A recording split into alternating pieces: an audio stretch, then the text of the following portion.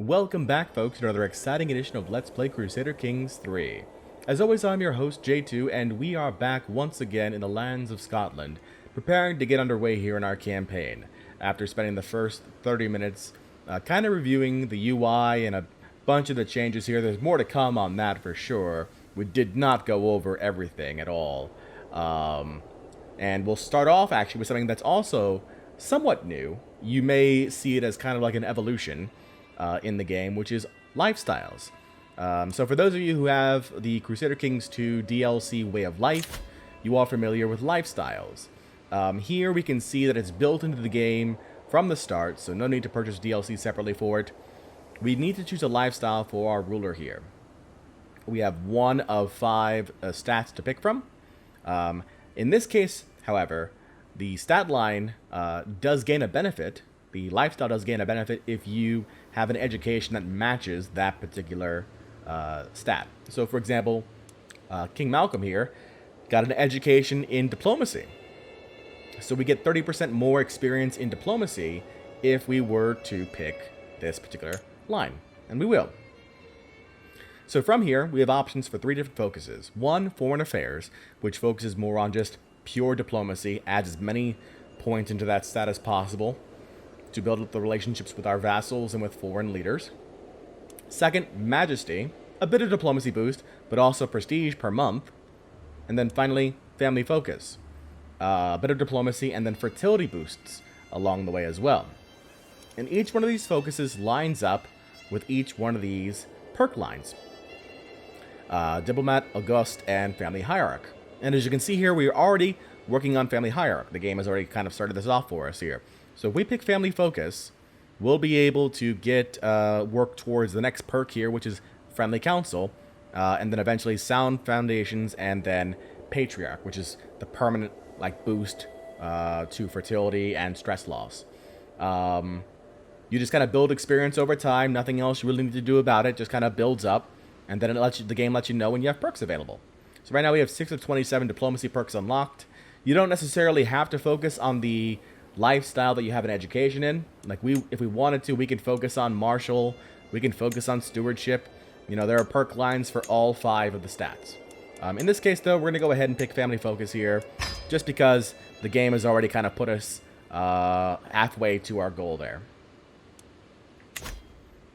Next up, we've got ourselves our issues that we need to take care of. And again, I talked about this during the last episode, but I love the fact that it's kind of condensed everything down into one area.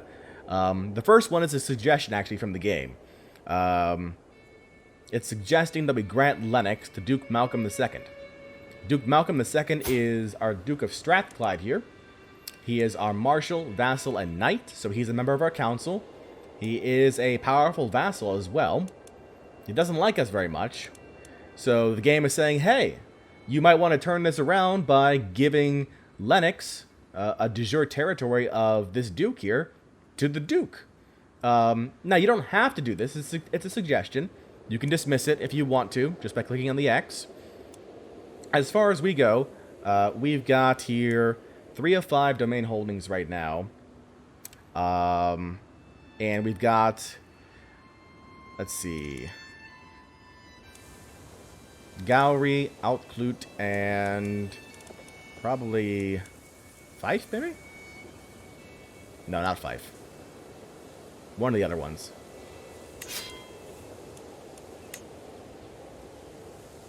Linlithgow. Yes, that one. So we have some room to spare as far as giving away our territory is concerned.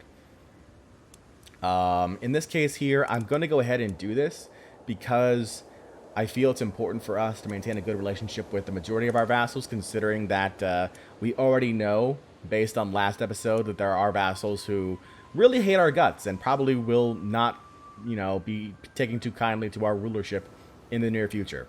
So we're going to go ahead and open the Grant Titles menu. We click on the Earldom of Lennox, and we say, hey, there you go, Duke Malcolm. You get yourself a new territory. Now that has boosted his opinion of us to plus 70 now. And he has, since he has received the county, it's a plus 40 boost until 1116. So long as he stays alive, that is. So there's that as well. Other issues here. We will lose land when a vassal dies. Your vassal, Adolf Gospatrickson of Teviotdale, holds titles that will be inherited by rulers who are not your vassals. The primary way to avoid this is to increase our crown authority to high crown authority. So let's see if we can. So right now we're at autonomous vassals. We don't like that. That's not a good one. So the next step up would be to pass limited crown authority. Rulers can change between available partition succession laws. Titles can then be revoked. Vassals can be retracted. Clan government vassals will provide 5% of levies and 2% of income. It costs 302 prestige. We have that prestige. I'm going to go ahead and pass it. All right. Just like that, we are now at level 2, limited crown authority. The next step up would be level 3, but we cannot do that for another 20 years. So there's that. So we're working on making sure that titles can't come out of our succession. Speaking of succession, we have the partition succession law. We can change this to primogeniture, ultimogeniture, house seniority, high partition, confederate partition. So if we wanted to change it to primogeniture, we would need to have high crown authority. We would need to make sure that none of our vassals have negative opinions of us, and that the Scots culture has the primogeniture innovation. So all important things we need to have that we don't have right now, as far as that goes. Okay. What other issues do we have here? We can declare 3 wars. Petty King Gudrod Haraldson of the Isles. So that's our neighbor right over here to the west. We can declare a war against him. We can click to view the Cassius Belli. We have a Cassius Belli on the Jure County of what?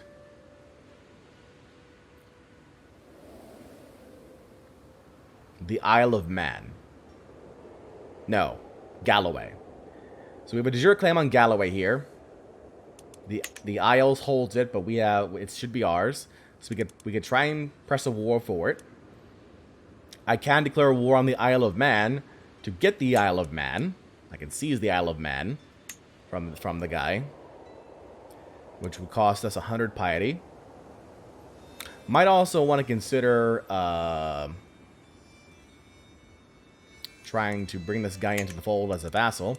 And then we've got a potential war against Haraldir of Norway here. Not Haraldir. Harald IV, the Hard Ruler of Norway. De jure county claim on, what's that, Katniss? Probably. No, Sutherland. Katniss is right above it. So we have a claim on Sutherland. We can press as well. So 3 potential wars there. We are in line to inherit Northamptonshire and Huntingdonshire.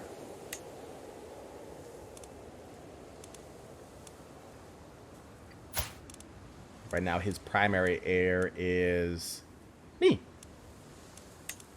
I'm in line to inherit 6 titles altogether. The Earldom of Bernicia, Westmoreland, Teviotdale, Lanarkshire, Northamptonshire, Huntingdonshire. Very good.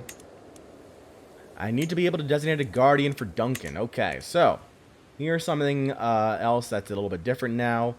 When you choose a guardian here, let's say, for example, you're looking at who's the best potential. A couple things you want to keep in mind. First off, you want to choose somebody who's got the best education. So, for example, I've got Charismatic Negotiator. My wife has Fortune Builder. Looks like I'm the best person here. So we'll go ahead and place me as a guardian.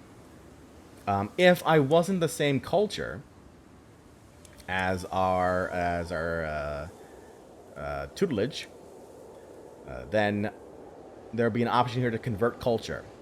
Since we're the same culture, we're fine. Good to go. Or religion, we're good to go. Go ahead and send the proposal. He's my ward. Very good. I can set up 2 alliances. One with Northamptonshire because he is my half-brother. The other with Earl Malmure of Athol, because he is my half-brother. I will go ahead and do both those things. So we'll negotiate alliances with those folks here, just in case somebody plays something funny here. Something that I do think I do not like in the time that I have played the game so far is that, sadly, the event log that we used to have in the bottom here is no longer here. Any event that comes up kind of pops up around here on the side, which we can then dismiss, like so.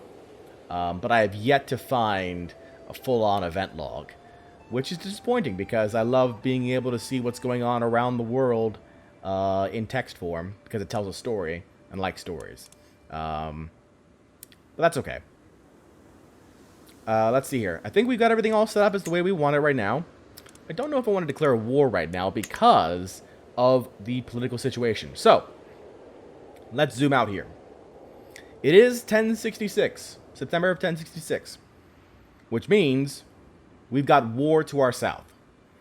England right now is in a three-way battle. We've got Harold Godwinson right now trying to defend his recently gained crown against Normandy, specifically, which is William the Bastard. This guy right here. He's currently invading England because he was promised the crown, and then Harold said, "Nah, I'm good. I'll be king." William did not like that at all. And then we've also got Harold IV of Norway. He's saying, "Hey, wait a second. I mean, like, if anybody should be king, it should be us. You know, the Norse. We conquered your lands. We burned them to the ground. You know, there was that whole thing with Ragnar and then, you know, the sons of Lodbrok and all that sort of stuff. We should have the crown of England." So now it's a three-way battle there. The Isles is an ally, I believe, at this point right now of Norway. So they'll probably get into the war, and if they do, it'll be a good opportunity for us to take advantage of the situation. And depending on if Norway gets beaten up by this invasion force, or both the defender and the other invasion force, it may be a good opportunity for us to take Sutherland. I keep forgetting the name. Okay. All that has been set up. I think we're good to go now. Ooh, okay. The Seljuks there, yep. Byzantine Empire, Holy Roman Empire. Otherwise, all good. There's the rest of the map, for those interested. Let's go ahead and get started, shall we? I usually play on speed 2. I know that causes some complaints, but again, going back to the idea of storytelling, I think it allows me to tell a nice story in the process.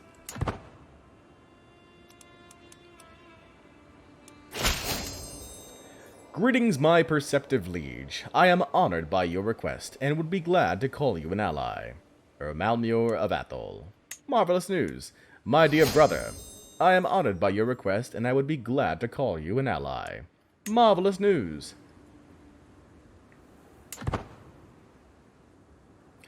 Okay. Sadly, Fog of War is on in this game, so we won't be able to see exactly what's going on with these armies. Oh! This world is full of dangers, even to a king and his court. As per my request, my servants have inquired after recommendations. Now they've assembled a few options to choose from. Apparently, Melina is quite experienced. So let's take a look at Melina here. Melina, lustful, gluttonous, deceitful, conscientious scribe, a scholar, and a physician. It would cost us 50 gold to have her join our court. Lochnan is enthusiastic, if nothing else. He is wrathful, generous, chaste, an amateurish plotter, and a seducer, but does not have any specific doctor traits. Or we can say both of them fail to impress me.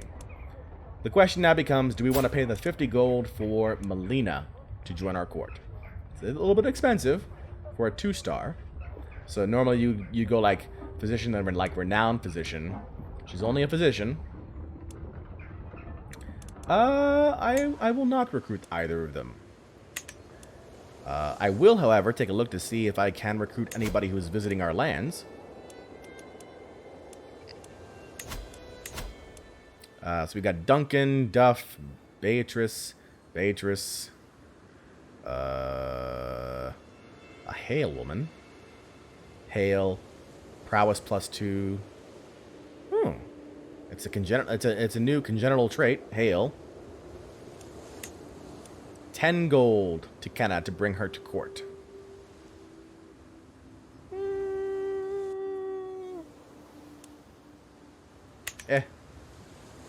Duff would make a good vassal because he's humble.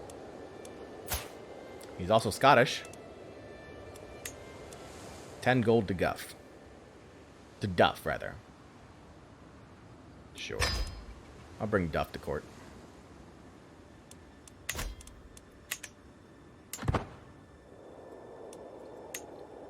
In case we get new lands we want to give away.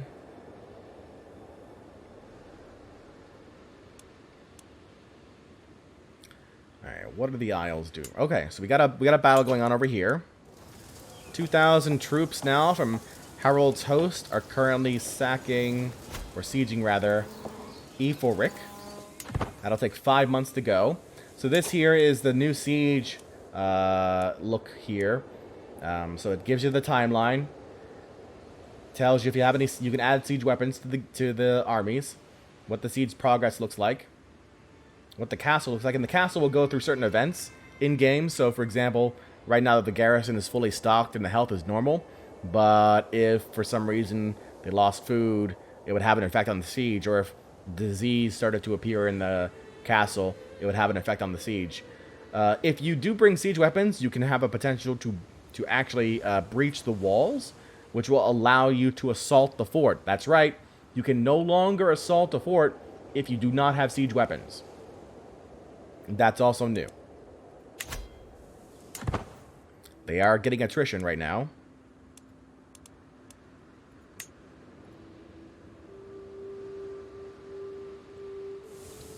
Meanwhile, I don't see Normandy anywhere yet. Oh, they're breaking their siege, moving up north.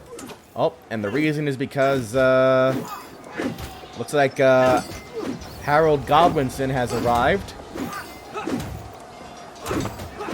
So this would be this game's version of the Stirling Bridge. And it looks like Harold Godwinson will win this battle. You can kind of see the morale kind of go dip towards,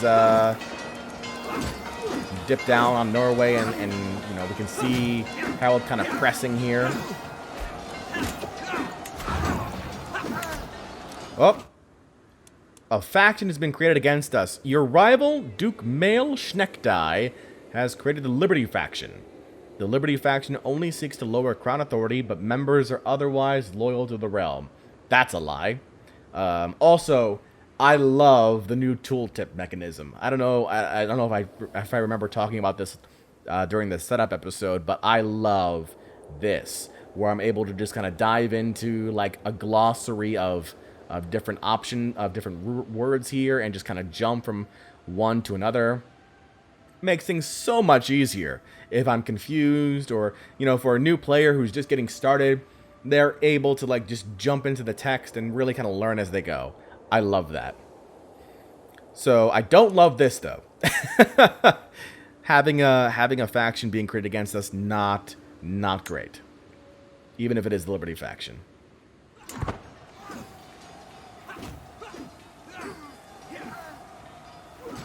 Alright, so that host army is now dead.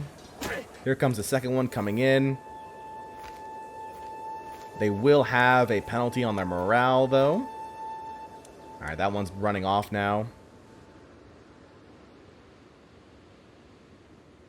They'll join up with the other... Oh, no. Is that an English army?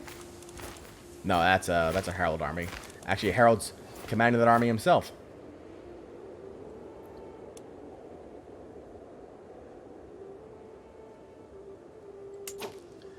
Alright, it is January the 1st, 1067. We have gotten underway here in our campaign. The Norwegians have already suffered their first loss. They're entering into my territory. I don't like that. I don't like that one bit. Luckily, we've not joined in any war here. I do have a new issue here. I can designate a guardian for Dunkeld. I will just go ahead and designate myself for right now. Alright, I am now educating both those children. So, Harold's army is heading its way through Scotland to kind of recover. Then Harold's army in England, two Harolds, are, Harold's army in England's probably making its way... Well, that's him right there.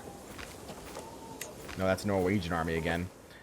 Harold's army in England might be making its way down south to try and beat up on William before William consolidates his power and when he invades the southern English territories. This is interesting. I'm curious to see how this goes. Obviously, we're waiting in the wings right now, looking to see who comes out on top and who we can beat up on in the future. That's kind of the way we'll play it first to get things started. But I'm looking forward to it, and I hope you all are too. Until next time, this is J2 signing off, saying so long, and take care.